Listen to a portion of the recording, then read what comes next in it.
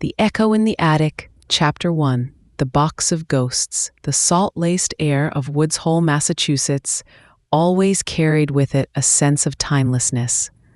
For Evelyn Reed, 65, the rhythm of the tides mirrored the quiet routine of her life.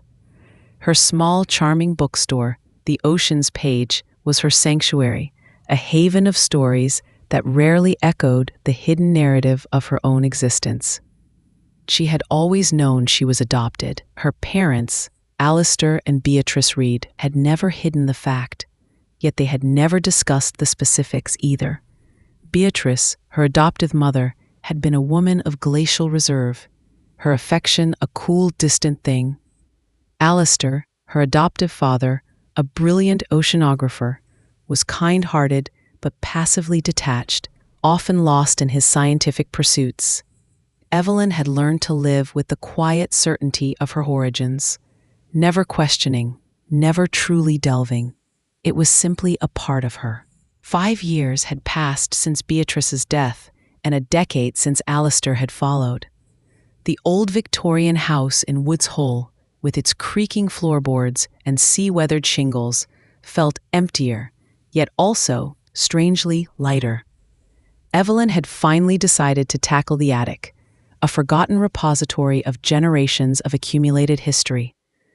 Dust motes danced in the sparse sunlight filtering through the grimy windows, illuminating forgotten furniture draped in white sheets, boxes overflowing with faded photographs, and the lingering scent of aged paper and mothballs. She found it tucked away in a dark corner, beneath a pile of old navigational charts Alistair had meticulously kept. A simple wooden box, unvarnished and plain, its lid secured with a rusted latch. No label, no inscription, just a silent, unassuming presence. Curiosity, a rare visitor in Evelyn's carefully composed life, compelled her to open it. Inside, nestled amongst layers of tissue paper, lay the ghosts of a past she never knew. Her breath hitched. First, a tattered diary, its leather cover worn smooth with age, its pages brittle and yellowed.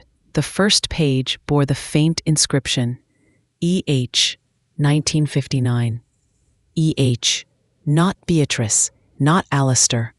Then a bundle of infant clothing, a tiny, delicate white christening gown, impossibly small, and a pair of knitted booties, faded cream-colored, with a delicate, intricate pattern. Evelyn's fingers trembled as she touched them. They felt familiar, like a forgotten dream.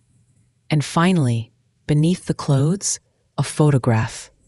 Black and white, slightly blurred, capturing a moment frozen in time. A young woman, no older than her early 20s, her face pale but luminous, cradled a newborn baby in her arms. The baby was tiny, swaddled in a blanket that looked uncannily like the one draped over the christening gown. The young woman's eyes, large and expressive, seemed to gaze directly into Evelyn's soul. They were her eyes, the exact shade of deep, contemplative blue. The curve of her cheek, the set of her jaw, it was a mirror image, unmistakable. This was her biological mother, the one she'd always wondered about. A bittersweet ache filled her chest. A new face, a new truth, finally revealed. But then, beneath the photograph, something else. A folded piece of paper, official-looking, crisp despite its age, a birth certificate. Evelyn unfolded it slowly, her heart pounding a frantic rhythm against her ribs. The names leaped out at her, stark and irrefutable. Child's name, Evelyn Reed. Date of birth, October 12, 1959. Mother's name, Edith Hartwell. Father's name, Alistair Reed. The world tilted. The air left her lungs in a whoosh. Alistair Reed, her adoptive father, her biological father, and Edith Hartwell, not her adoptive mother, Beatrice, but a woman she had never heard of. A woman whose face stared back at her from the photograph. The pieces slammed together with brutal force.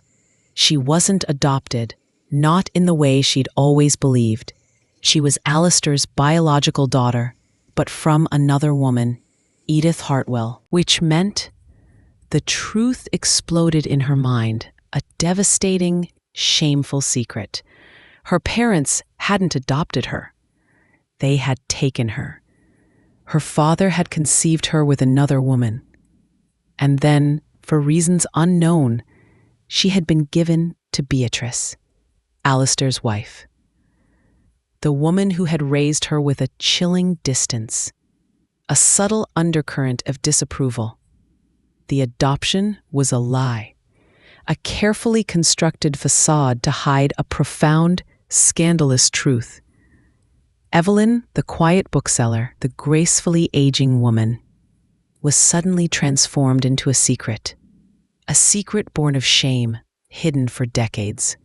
She clutched the birth certificate, the paper feeling like fire in her hands.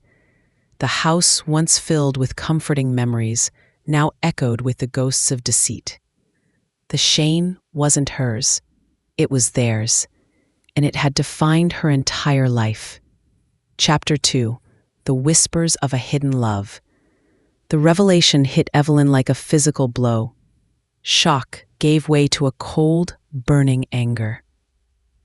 A lifetime of feeling subtly out of place, of sensing an unspoken distance from Beatrice, of attributing it to her adopted status. It all coalesced into a bitter understanding. She wasn't adopted, she was a secret. A living, breathing secret her family had desperately tried to erase. She immediately called her son, James. James, 38, a brilliant but intensely pragmatic software engineer in Boston, was her anchor. He arrived within hours, his face etched with concern. "Mom, what is it? You sound shattered." Evelyn, with trembling hands, laid out the contents of the box: the diary, the infant clothes, the photograph, and the damning birth certificate. James picked up the certificate, his brow furrowed, his eyes scanning the names. "Alistair Reed and Edith Hartwell?" he murmured, a flicker of disbelief in his voice. "Dad's father? But you're supposed to be adopted." "Apparently, I'm not," Evelyn said, her voice strained. "I'm his biological daughter, with this woman, Edith Hartwell. They lied to me my entire life, James. Your grandparents. They created this elaborate fiction." James's skepticism battled with the undeniable evidence. He picked up the diary, E.H., 1959. He opened it, his gaze falling on the elegant, hurried script. Evelyn began to read the diary aloud, her voice trembling at first, then gaining strength as Edith's words unfolded. The pages spoke of a clandestine romance. Edith Hartwell, a vibrant young woman, had met Alistair Reed, then a promising graduate student at Harvard, in Cambridge in the late 1950s. Their shared love for literature, for long walks along the Charles River, had blossomed into a passionate, secret affair. September 15th, 1959. Alistair. He says he loves me, truly loves me. But his family? They would never understand. His engagement to Beatrice, it's arranged. For connections. For reputation. I am nothing to them, just a distraction. But I carry his child, our child, a tiny life growing within me. What will we do? He is torn, so am I. October 5th, 1959. The fear, it consumes me.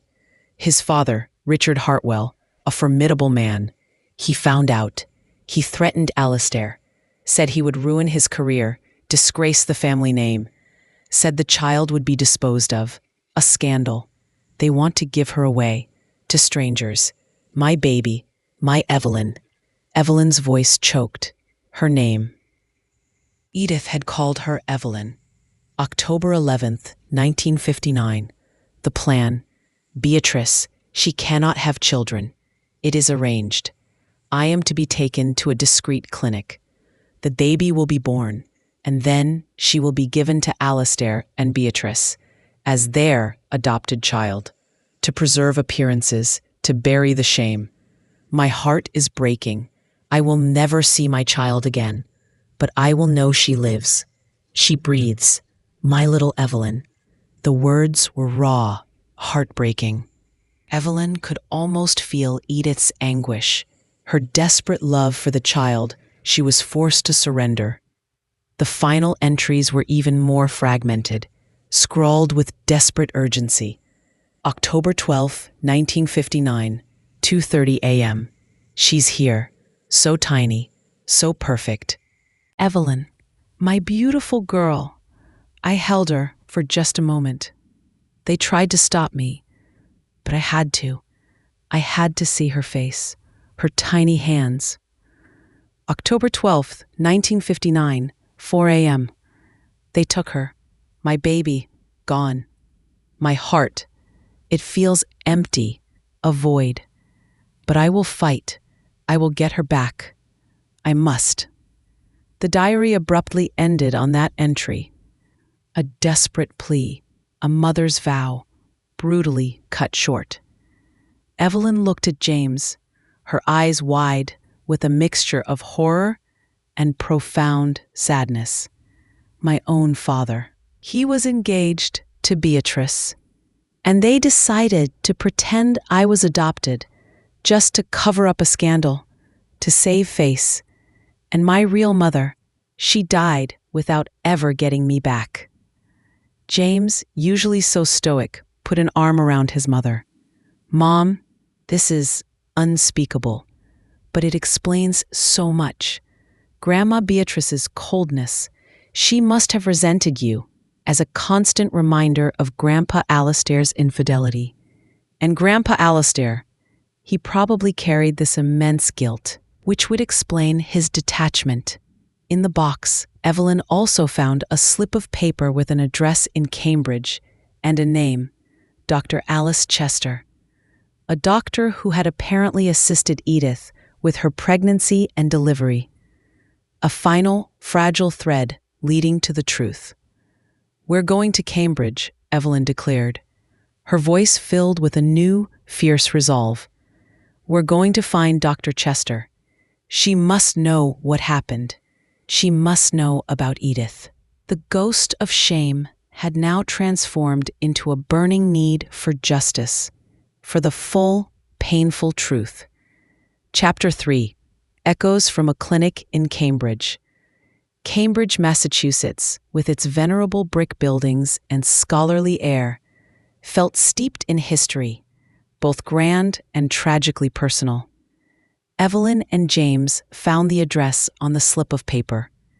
It was a charming, albeit old house, now seemingly a private residence. They knocked. A small, frail woman with a shock of bright white hair and piercing blue eyes, surprisingly alert for her age, answered the door.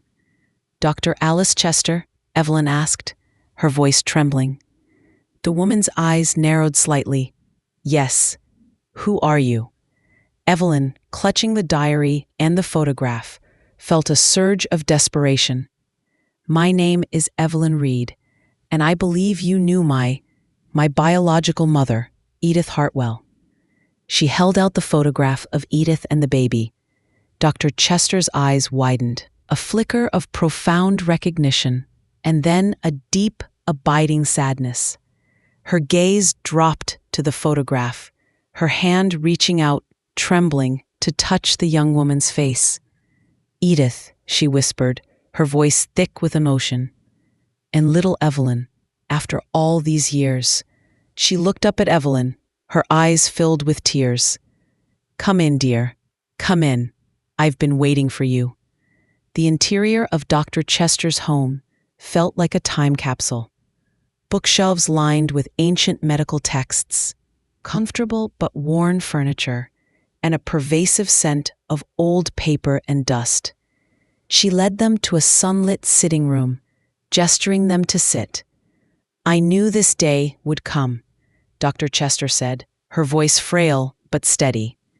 I promised Edith, on her deathbed, that her story would be told, that her little Evelyn would know the truth.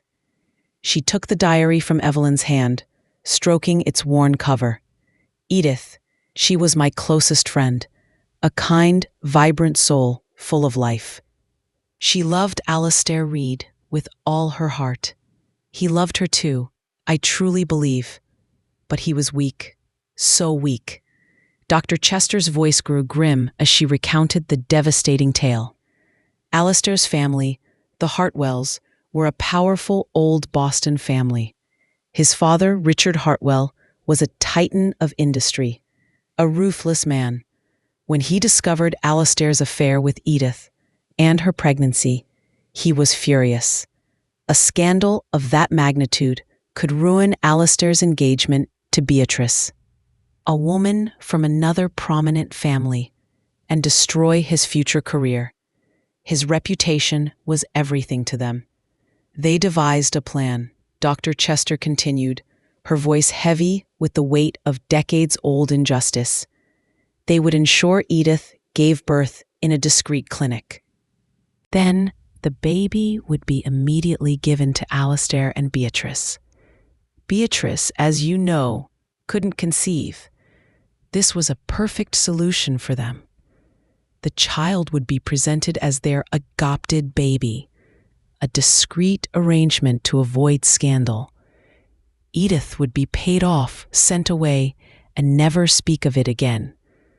But Edith fought, Dr. Chester said, her voice filled with admiration for her friend.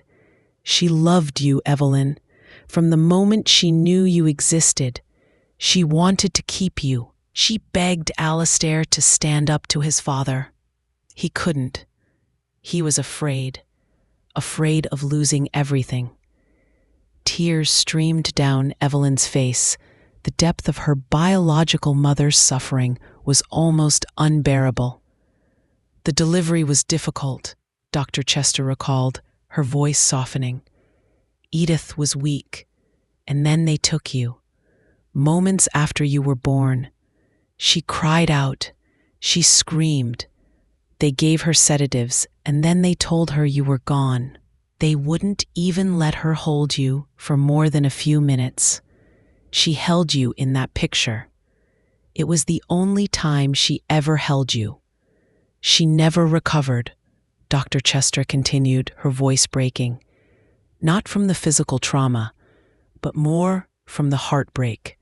She developed complications, pneumonia. Her spirit was broken. She died a few weeks later, still grieving for you, still hoping to get you back. Her death, Dr. Chester said, her eyes blazing with a fierce, aged indignation, was declared natural causes. But I believe, and I always have, that it was caused by a broken heart and by the cruel machinations of a family determined to bury their shame. Richard Hartwell made sure no questions were asked. He threatened anyone who might speak. I kept her diary, Dr. Chester said, her hand resting on the book, and a copy of your true birth certificate. I swore to her that one day, when the time was right, her story would be told. You would know. I couldn't risk speaking out then. Richard Hartwell was too powerful. But now I am old, and I have nothing left to fear. The truth must come out. Evelyn was overwhelmed. The cruelty, the cold calculation, the profound human cost of preserving appearances. Her parents had not adopted her out of love and desire for a child, but out of a desperate need to conceal a shameful secret. Beatrice's coldness, Alastair's passive distance, it all made chilling, heartbreaking sense. They hadn't wanted her. They had wanted to bury the scandal. Chapter 4, The Titan's Confession. The truth, raw and brutal, hung in the air. Evelyn felt a strange mix of profound grief for Edith and a cold, burning rage towards the man who had orchestrated it all, Richard Hartwell. Her biological grandfather, still alive. We have to see him, Evelyn said, her voice steady, resolute. He needs to know. He needs to face what he did. Dr. Chester, though frail, nodded in agreement. He lives not far from here, in an old estate. He's very old now, very ill, but his mind, unfortunately, remains sharp enough to remember his sins. Evelyn and James, accompanied by Dr. Chester, drove to the imposing old money estate that was the Hartwell family seat. It was a place of privilege, built on generations of carefully guarded secrets. They were ushered into a grand but somber drawing room. Richard Hartwell, 88, sat in a large armchair by the window. A skeletal figure, but his eyes, though dimmed by age, still held a flicker of their former imperious power. He looked at them with a mixture of confusion and irritation. "Who are you?" he rasped, his voice thin. Evelyn walked forward, holding out the photograph of Edith and the baby, and then the birth certificate. "My name is Evelyn Reed, and I am your granddaughter, your son Alastair's daughter, and Edith Hartwell's daughter." Richard's eyes, fixed on the photograph, widened in disbelief. His face, already pale, turned ashen. He tried to speak, but no words came out. He looked at Dr. Chester, then at James, who stood silently, a formidable presence beside his mother. "This is the truth, Richard," Dr. Chester said, her voice clear and strong despite her age. "The truth you tried to bury for 65 years. Edith's story, Evelyn's story."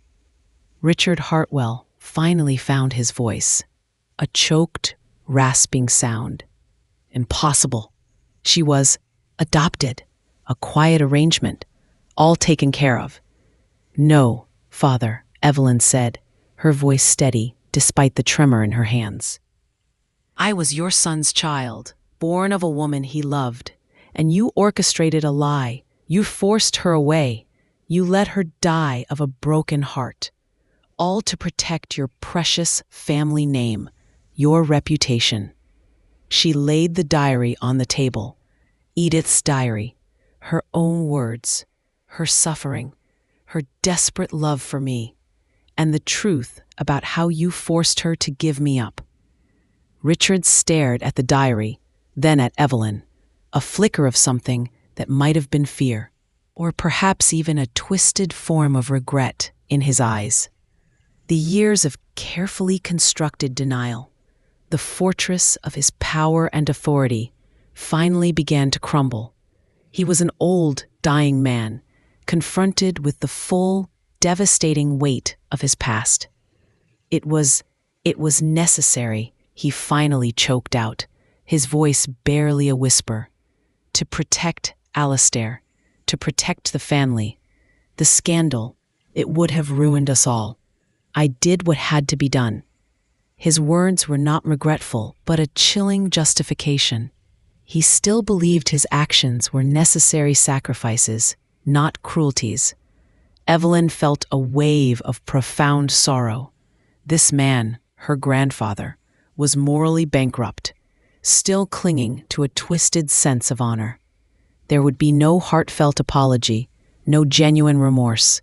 "You took my mother from me," Evelyn said, her voice heavy with pain. "You condemned her to a broken heart. You condemned me to a lifetime of feeling disconnected, of believing I was abandoned by my birth parents, all for the sake of appearances." Richard closed his eyes, a deep sigh escaping him. He was defeated, not by remorse, but by the undeniable evidence and the passage of time that had finally revealed his darkest secret. Evelyn realized there was nothing more to say to him. His confession, however unapologetic, was all she needed. It wasn't about seeking his forgiveness. It was about reclaiming her own truth. She was not a discarded secret. She was a woman born of love, tragically separated by shame. But now, finally, free. Chapter 5. Reclaiming a life, honoring a love. Leaving Richard Hartwell's estate, Evelyn felt a profound sense of liberation, mingled with an aching sadness. The truth was out.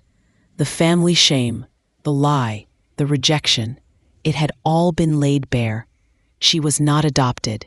She was a product of a forbidden love, a victim of ruthless social pressures.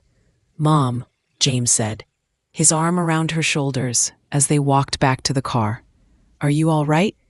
"I am," Evelyn said, her voice quiet but firm. "I'm not happy about the circumstances, but I feel whole for the first time in my life. I know who I am, and I know I was loved, truly loved, by Edith. That's all that matters." Dr. Chester, frail but triumphant, squeezed Evelyn's hand. "Edith would be so proud of you, Evelyn. So proud that you found her, and that you finally know her truth." Over the next few days, Evelyn stayed with Dr. Chester, listening to more stories about Edith, piecing together a picture of the vibrant young woman who was her mother. She learned about Edith's artistic talents, her love for poetry, her gentle spirit. Evelyn recognized so much of herself in these descriptions. The love she had unknowingly yearned for, the connection she had unconsciously sought, had always been there, flowing in her very veins. She also came to terms with her parents, Alastair and Beatrice. Beatrice's coldness was not a personal rejection of Evelyn, but a constant, painful reminder of her husband's infidelity and the secret she had agreed to keep. Her life, too, had been defined by that lie. Alastair, her biological father, had been a weak man, unable to stand up to his powerful father. Broken by the loss of Edith and the suppression of his true child, Evelyn felt a complex mix of sorrow and understanding for him, but also a quiet disappointment in his passivity. Returning to Woods Hole, the familiar rhythms of her bookstore and the scent of the ocean felt different. They were no longer the quiet solace of a life lived in a gentle fog of assumed origins. They were the vibrant backdrop of a life reclaimed, a history rewritten, a truth finally embraced. Evelyn decided to hold a small, private memorial for Edith Hartwell.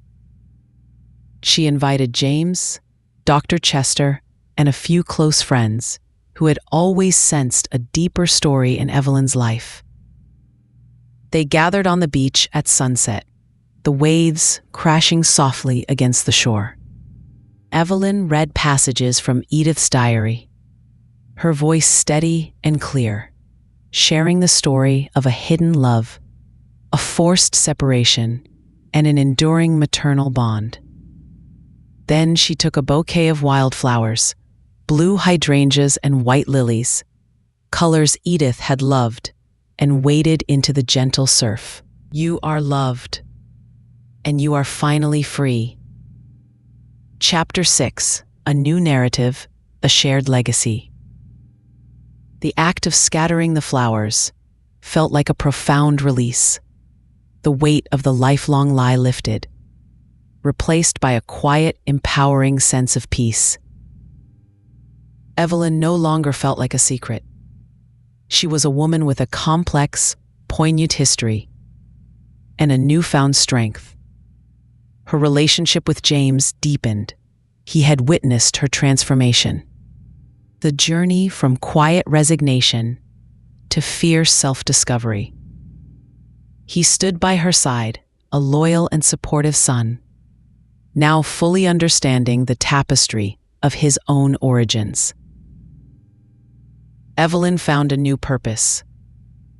She decided to write a book, not a memoir of bitterness, but a narrative of discovery, resilience, and the enduring power of truth. She wanted to share her story, to shed light on the devastating impact of family secrets, on the vulnerabilities of the past, and the importance of knowing one's true self. The old house in Woods Hole, once a repository of hidden truths, became a place of healing, of the love, that transcended societal shame. Evelyn continued to run the Ocean's page, but her interactions with customers took on a new depth. She spoke more openly about life's complexities, about the hidden stories that shape us, about the quiet strength of the human spirit. She became an advocate for truth. She knew they had been victims of circumstance, products of a rigid society that valued reputation above all else. She understood Beatrice's coldness, not as a personal slight, but as a symptom of her own emotional imprisonment within the lie. And Alistair, her biological father, had been a weak man, unable to break free from his powerful father's control. She found a kind of forgiveness for them, not for their actions, but for their own suffering, and for the way they too had been trapped by the societal expectations of their time. The adoption that had defined her for so long was no longer a wound. It was a narrative of profound complexity, a testament to the fact that love, even when it is suppressed or denied, always finds a way to leave its mark. Evelyn Reed, the bookseller from Woods Hole, was no longer just the woman who thought she was adopted. She was Evelyn Hartwell Reed, a woman who had uncovered her true origins, honored a forgotten mother, and reclaimed her own narrative, ensuring that her story and Edith's would never again be forgotten. She was free, and that freedom was the most profound inheritance of all.